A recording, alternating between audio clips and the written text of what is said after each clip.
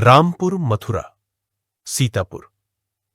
Rampur Mathura block परिसर में कुछ माह पूर्व पेड़ों की नीलामी के बाद ठेकेदार द्वारा लापरवाही से की गई कटाई के चलते एक बड़ा हादसा हो गया था। पेड़ गिरने से ब्लॉक परिसर की पीछे की सुरक्षा दीवार 3 स्थानों पर टूट गई थी और परिसर में लगी सीमेंट की बेंच भी क्षतिग्रस्त हो गई थी। हैरानी की बात यह है कि हादसे के कई महीने बीत जाने के बावजूद न तो बाउंड्री वॉल की मरम्मत कराई गई है और न ही बेंच की। टूटी दीवार के चलते अब परिसर में लोग और पशु बेरोकटोक प्रवेश कर रहे हैं, जिससे सुरक्षा पर गंभीर खतरा मंडरा रहा है। ब्लॉक कार्यालय में सरकारी कंप्यूटर, लैपटॉप, जरूरी अभिलेख और अन्य उपकरण मौजूद है जो असुरक्षित स्थिति में है। वहीं कर्मचारियों और उनके परिवारों की सुरक्षा भी खतरे में पड़ गई है। स्थानीय लोगों और आगंतुकों का कहना है कि इस लापरवाही के चलते कभी भी कोई गंभीर घटना घट सकती है। इसके बावजूद संबंधित विभागीय अधिकारियों और ठेकेदार की ओर से अब तक कोई कार्रवाई नहीं की गई है। टूटी हुई बेंचों की मरम्मत न होने से परिसर में आने वाले आगंतुकों को बैठने और प्रतीक्षा करने में भी काफी दिक्कतों का सामना करना पड़ रहा है।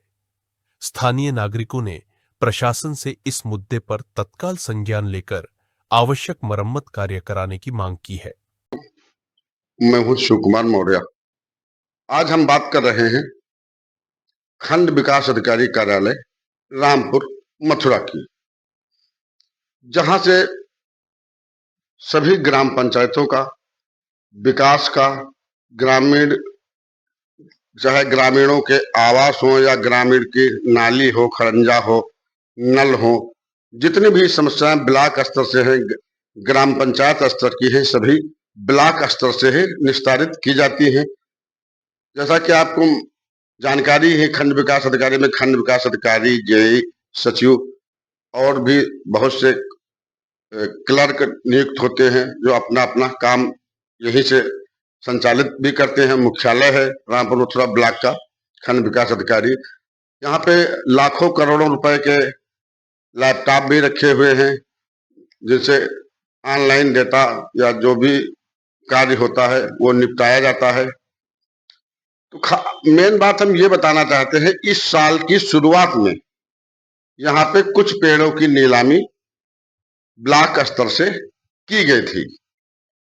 लगभग 40 के आसपास पेड़ शायद निर्धारित थे, निश्चित संख्या तो नहीं मालूम है, लेकिन इसी के आसपास थे, जिनका शायद 7 या 8 लाख रुपए में बोली लग के नीलामी की गई थी।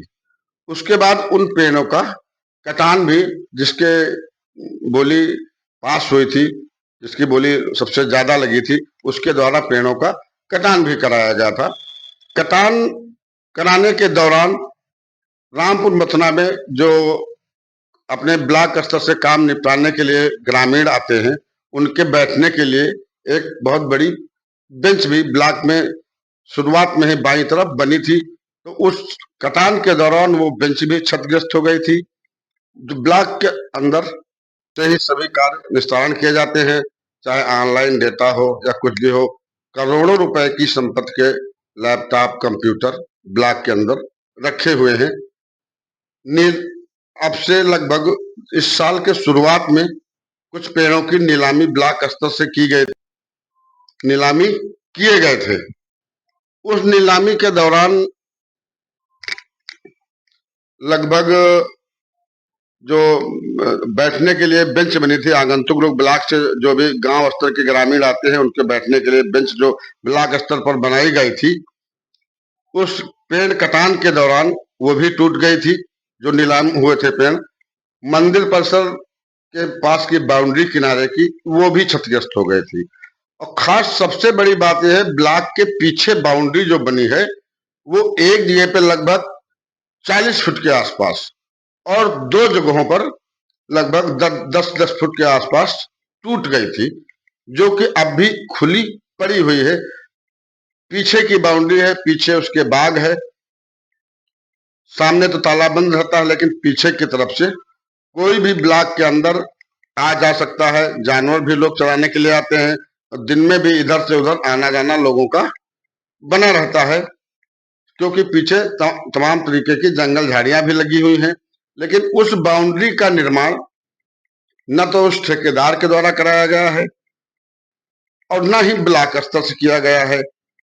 यदि बाउंड्री टूटी थी तो क्या ठेकेदार से उसका क्षतिग्रस्त जो हुआ था उसका आकलन करके उससे धनराशि जमा करवाई गई थी या नहीं जमा कराई गई थी?